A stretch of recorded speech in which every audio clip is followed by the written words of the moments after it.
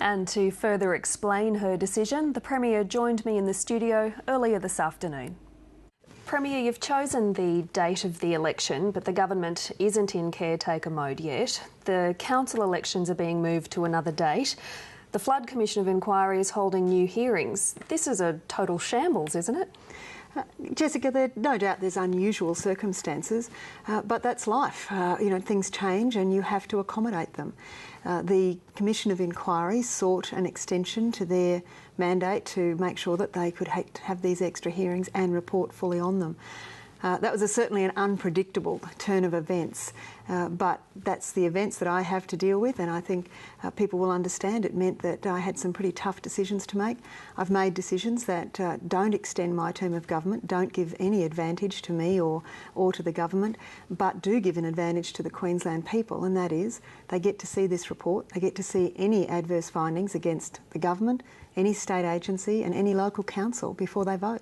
What does it say about the Commission of Inquiry, though, that they've even had to hold these extra hearings in response to some newspaper reports? Do you have confidence in them, and should Queenslanders have confidence? Well, I think it's legitimate for people to ask questions about whether or not the Commission identified these documents and cross-examined them sufficiently, but I really don't think people can reach a conclusion on or an answer to that question until they see the evidence that is produced in the hearings. It may well be that that subsequent hearing confirms the original conclusions on this issue made by the inquiry in August. It may be that they change their conclusions on the basis of that evidence. I don't think it's reasonable to jump to a conclusion on that question until we see what, if any, is the significance of this new of these new hearings and whether in fact it changes anything. Why are you allowing one single issue, this flood inquiry report, to dictate the entire political timetable at a local and a state level? Well, Jessica, I don't think we can underestimate the effect that this disaster had on the lives of thousands of people. And it's not just those who were victims of the flood last year, who are still living with the aftermath, who still want answers. This is also about the long-term safety of the capital city, its region and the people who live in it. This is not some minor issue, it's a very significant issue. And I do think that voters would be entitled to feel cheated if they voted for somebody at either a local or a state level who they subsequently found 2 or 3 weeks later when the report came down to be adversely named in relation to these disasters. And, I don't think that's in the interests of the truth, of democracy or transparency. But are you hoping to make this entire campaign about natural disaster management, perhaps in the hope of distracting voters from all of the other issues that have plagued Labor in the past term? Jessica, I think that underestimates the Queensland people. The Queensland people will go into the state election looking for the vision that leaders and major political parties have for their future. And they'll be looking at issues like education, health, transport, jobs, the economy, the things that matter in their daily lives.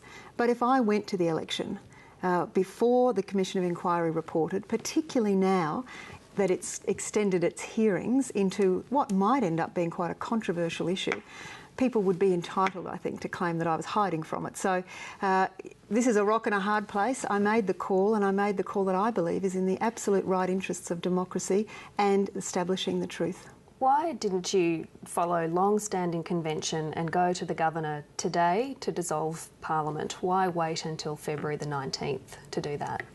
Well, we're not in normal circumstances. The normal circumstances would be that you give 26 days notice and go to the Governor and ask for the dissolution of Parliament, because that puts a government in caretaker. And in caretaker, decisions can't be made and things slow down and grind sometimes to a halt in every government. I don't think that's good for Queensland to do that for 9 or 10 weeks. It might be unusual in a Queensland context, but it's actually what happens in every other state of Australia.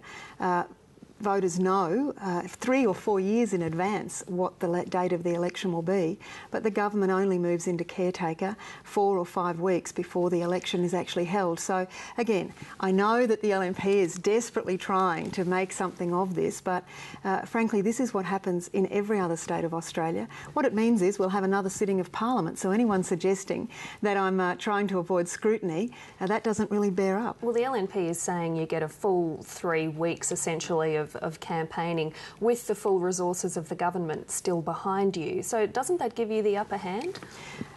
I don't think anyone could look at the circumstances that I've faced in the last 2 days and draw a conclusion that there's an advantage for anybody out of all of this.